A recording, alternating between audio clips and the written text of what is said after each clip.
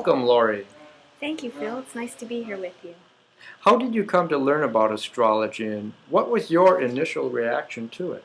Well, if you can believe it, I was a skeptic at first. Hmm. And I had an experience in my 20s. I was a reporter at the Miami Herald writing about business, if you can believe it.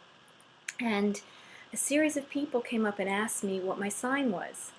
And they wanted to know more than just my sign. They wanted to know my birth, the year, and the time of my birth. And I asked them why they needed all this information, and they said, "We're going to do your chart." Well, first it was a woman that I was interviewing, and she was a successful businesswoman running her own multi-million-dollar company. And I said, how could you believe in that? She said, "Just tell me your birthday. I want to learn more about you, and I really like you." It turns out we had almost the same birthday. And I thought, well, that's kind of interesting. And then a secretary at the Miami Herald asked me, and I said, "Well, what are you going to do?" And she did my chart. She started telling me things, and they were true. And then my boyfriend said, "Let's go to an astrologer." And I said, "Wait a minute, the world's going crazy. What's going on?" So we went to the astrologer, and she said, "You two are thinking of getting married, aren't you?" And we were both nervous. I didn't know what she was going to say. And she said, "I can see why you would be considering that, but don't do it." She said, "In 6 weeks from now, you both are going to get jobs in different cities, and you're not going to stay together. And if you do get married, you'll end up getting divorced." Well, we walked out of there and we said, "Well, we're not going to listen to her." So 6 weeks later, on the same day, we both got job offers, and he got a job as a lawyer in Washington, D.C., and I got a job at Business Week in New York. And what she said came true. She said we would be in different cities. And so we decided we were still going to get married and we were going to stay together, but her prediction came true. And I became convinced at that point, and I now know that it's because Uranus hit Saturn in our chart, both of our charts, and caused that to happen.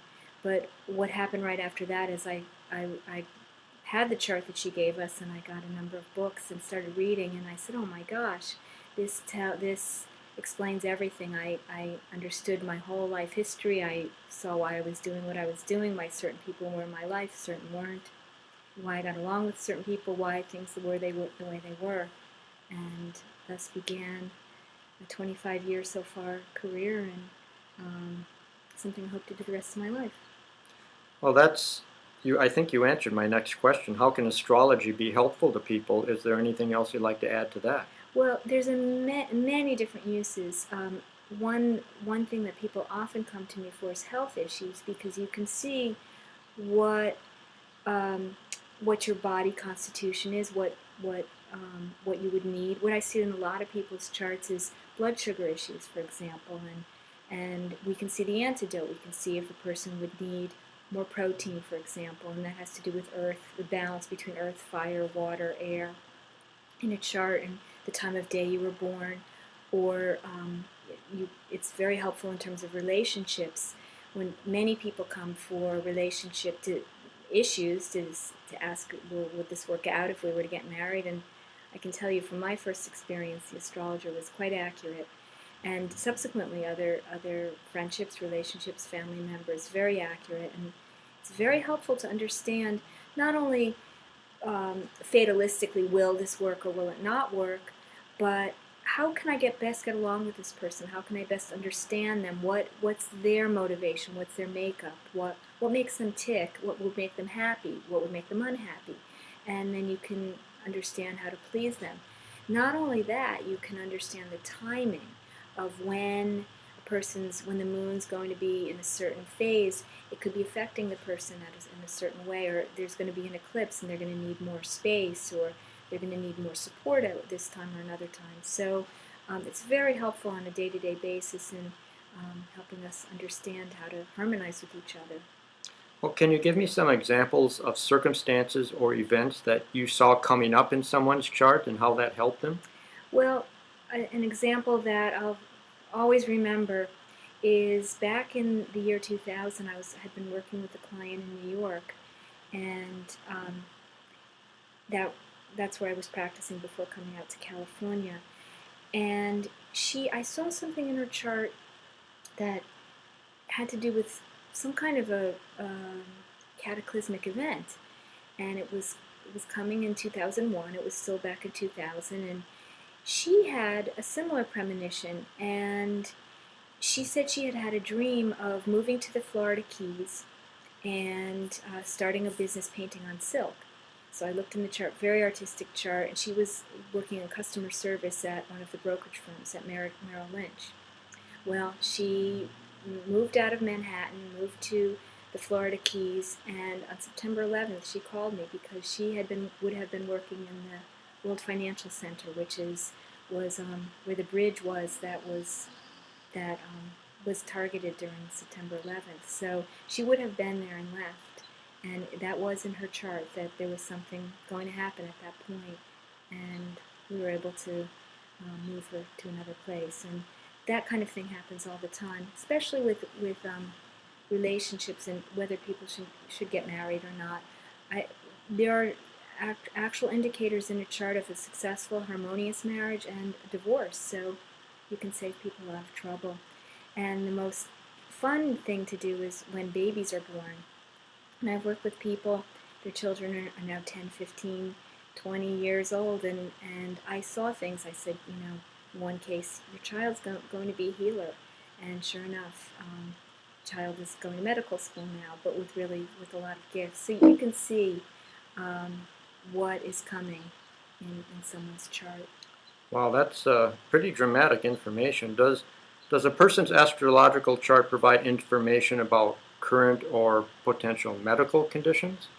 Yes, you can see anything from accumulations in the body or growths, bone structure, bones breaking, car accidents. You can see any number of different, what part of the body might be vulnerable, if it's the lungs or the heart, cardiovascular, skin.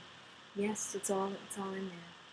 Well, can astrology be used to solve family issues or relationship problems? For example, when you said you can see that there's going to be relationship problems, can you give advice to circumvent those problems? Absolutely. If you see what someone's hot button is and what might bother them, you can say in advance, for example, a person could be sensitive to being abandoned. So you might want to say to a partner, you may want to tell the person in advance before you go away, or this person may be susceptible to jealousy. So you just want to, dance lightly with that kind of thing. Okay. Can an astrological chart reveal information about past lives? Yes, the chart absolutely will show where you have, what kind of circumstances you've been in your most recent past life, as well as a series of past lives. And one of the things we can do with astrology is understand the moment that we look at your chart as the moment that the soul chooses to take a physical form. And the theory behind astrology is that the soul chooses the moment of birth, so that the lessons that are available to be learned in the chart are shown at the moment of conception, as well as when the soul chooses to take physical form. So yes, I would in fact be able to see what the nature of the past lives were, as well what would be the motivation for coming into a physical body in this life. And that's a very helpful information for people. And it's important to know, if you're going to have a reading, that we're not a victim of the family we grew up with, which a lot of us feel, but more or less we chose that family because there were lessons. So the chart shows us what lessons we're here to learn and how to learn them. And people often say to me, this explains why I feel the way I feel, and now I don't feel like I'm crazy, but I know this is just what my path is in this life. So the chart absolutely will tell. So that's how information about past lives can help us today. Are there any other ways that these past lives can help us? Well, we can understand why we may be in the karmic circumstances we are, why we may have certain tendencies or gifts, fears, why we're attracted to certain places. or certain kinds of people, or certain kinds of experiences. And there are two different kinds of experiences the soul seeks. One is a healing experience to re-express a gift, or the other is we're expressing a past trauma. And that's the kind of thing you want to stop doing. Once you know that this is a trauma from a past life, you don't have to keep doing it. That's a permission to stop doing it. By the same token, if someone tells you, you've got a gift, you can see a gift for writing, a gift for communicating, a gift for healing. Some signs, for example, Aries is very gifted with selling, and Gemini is gifted with communications. Virgo is gifted with healing. Scorpio is very gifted with financial investing. Taurus is very good with real estate, investments, and gardening. So if you see these tendencies, they're often cultivated in past lives, and they can be gifts that we can use again in this life. So it's good to know what your gifts are. Now, can a person's chart show them the best place to live or to travel to? Yes, there's an area of astrology called Astro Cartography, where we can actually look on the map, and waves of energy emanating out from the place of birth will show two things. One, where you have existed in past incarnations, because that energy resonates across the planet to places you've lived in the past. And it also shows where you would live most comfortably in this life, and where you will attract the people and circumstances you need to work out the lessons you're here to learn, and where you'll grow the most quickly and most efficiently for your soul's lessons, and where you'll attract people who you have where you have much karma in common with.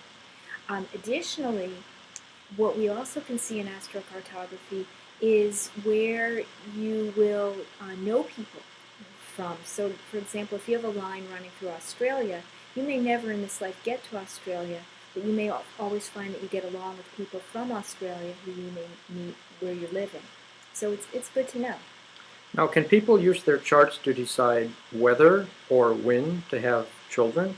Absolutely. There are indicators in the chart of when one would be most fertile within a given month, and over the years, when would be the most auspicious time in terms of the greatest space for giving attention and nurturing to another soul.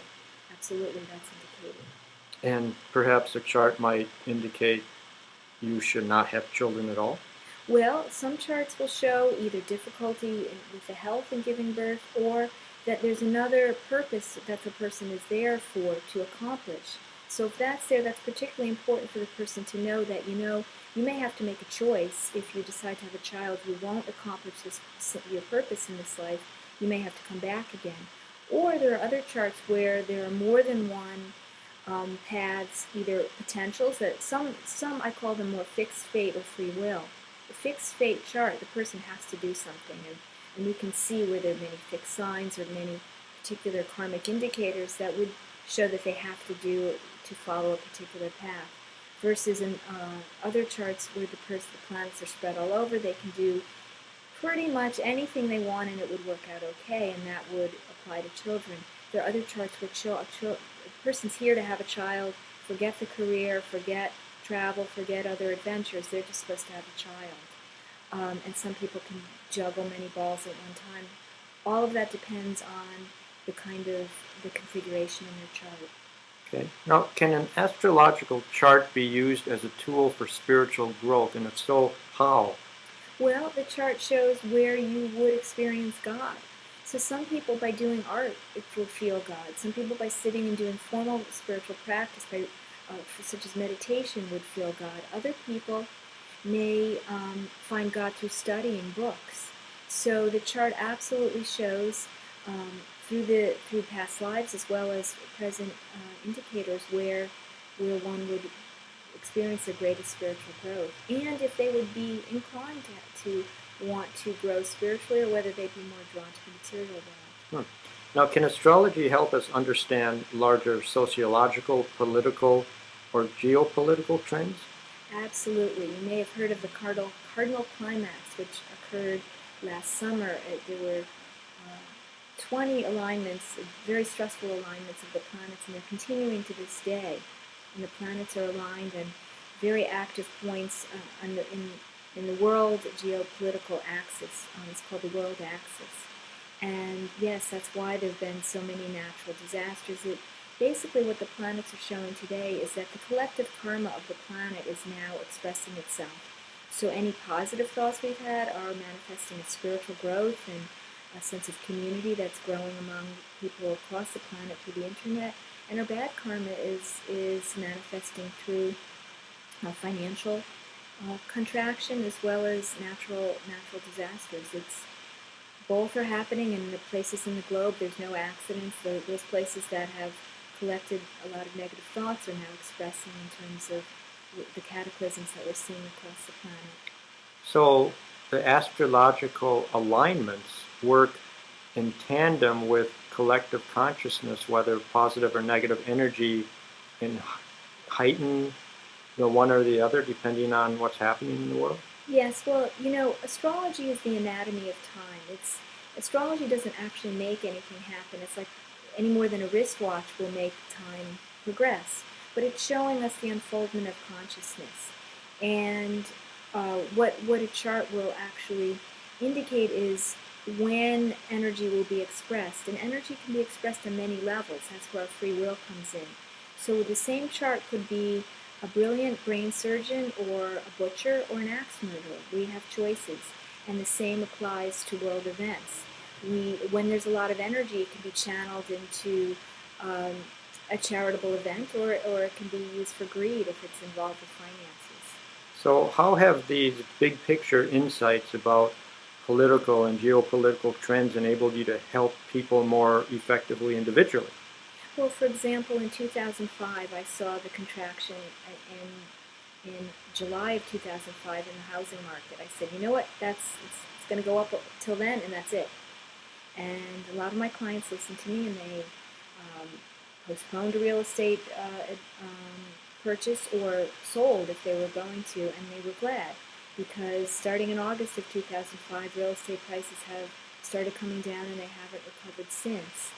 And what astrology showed was that it would be an 8-year down cycle. So we're in the 6th year. People say, well, we're turning the corner any moment. They've been saying it since 2006, pretty much. But that moment is really 8 years away from when it first started. Okay. Now, how have you used your astrological chart to understand your own life or people who are in your life?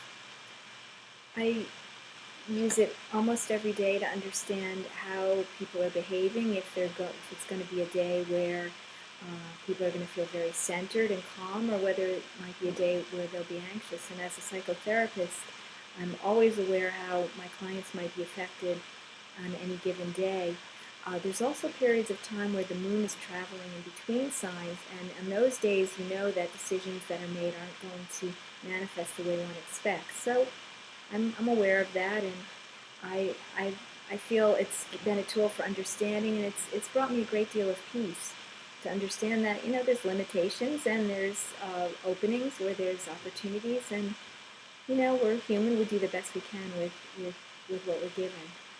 Well, this has been a very insightful, wonderful interview. Thank you so much. I enjoyed having a reading with you, and more than a dozen of my friends have had readings with you, and they all raved about you. So I will put information in this post how people can get in touch with you and schedule a reading. So again, thank you so much, Laurie. Thank you, Phil. It's always a pleasure working with you.